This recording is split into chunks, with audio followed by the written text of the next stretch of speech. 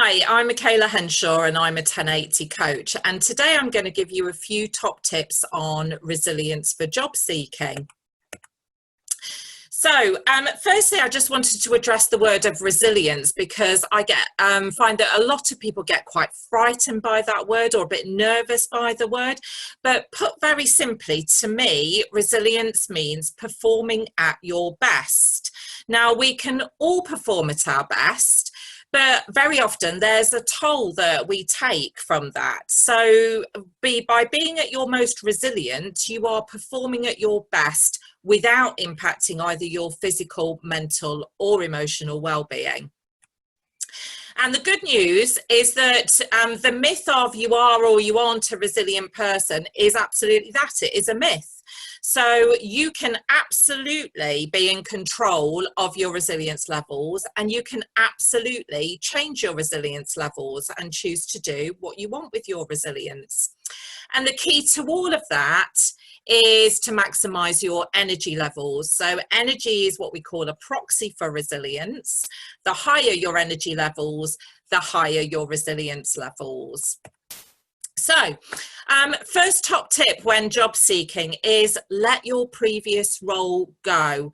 I have many clients who really get frustrated by their previous employer, or they're really pining for things in their previous job, you know, missing their friends or the particular bits of their role or whatever. But you know, there's a lot of wasted energy that goes into that, so you have to give yourself effectively what I would call a period of mourning.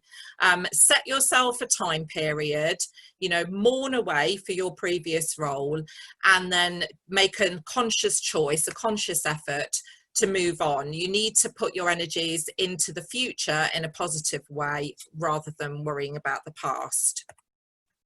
So secondly, don't scattergun.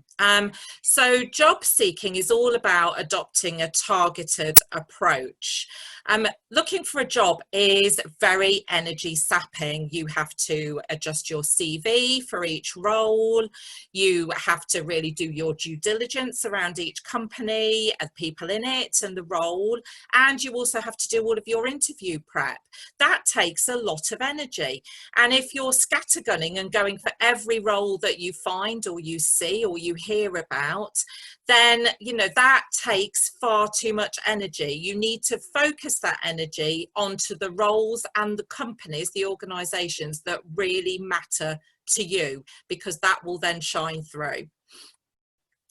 Thirdly, set yourself some daily goals, and then reward yourself at the end of that when you've achieved those goals. I have too many clients that think that they've got to work in this sort of 9-to-5 mentality still when they're searching for a role, and that's very hard to be working on your CV or job applications for 8 hours straight every day. So it's about setting yourself some very clear goals. You know, this morning I'm going to work on the employment history part of my CV, or I'm going to do the due diligence on this particular company, and then give yourself a treat at the end of it and a reward to really boost your energy levels back up again before you go on to the next thing. And finally, it's about being patient and not panicking. I hear lots of the time, oh, you know, I sent in my CV a week ago and I haven't heard, or I had my interview 4 days ago and I haven't heard yet. And what you have to do is put yourself back into the shoes of the organisation. When you were in your previous organisation, then, you know, 3, 4, 5 days in a week, that goes so quickly. And there's so much other stuff happening that it's a very short space of time. But when you're at home looking for a role and waiting to hear, that feels like a very long period of time. So you just need to remember it's not as long as it feels to you. You need to calm down, be patient, and don't panic. Thank you for listening.